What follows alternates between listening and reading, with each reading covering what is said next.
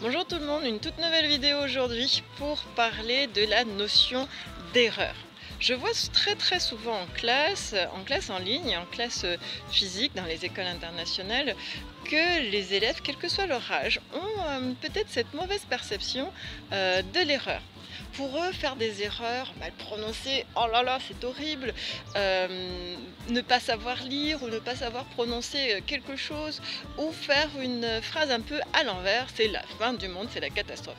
Alors, imaginez que vraiment ça dépendait, votre vie en dépendait, je comprendrais. Mais comme votre vie n'en dépend pas et qu'il n'y a pas de notion de vie ou de mort pour une prononciation ou pour une erreur, alors je vous dirais tout simplement de vous relaxer, détendez-vous.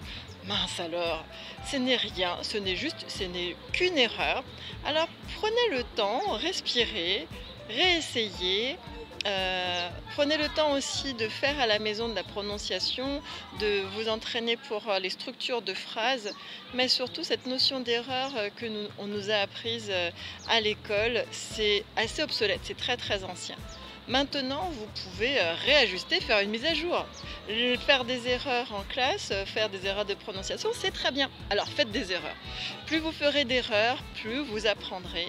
Et en plus, ça vous donnera un petit peu plus d'estime de vous, plus de confiance dès que vous allez avoir des petits succès.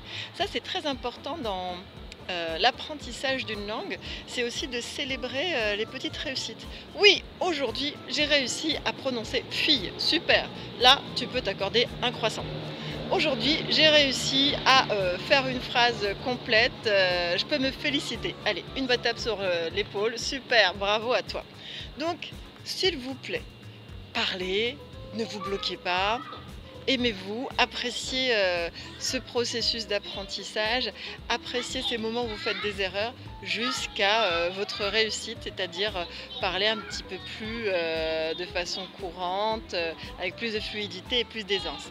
À bientôt sur Français Easy pour d'autres astuces et d'autres conseils concernant l'apprentissage de la langue française. À bientôt, bye bye!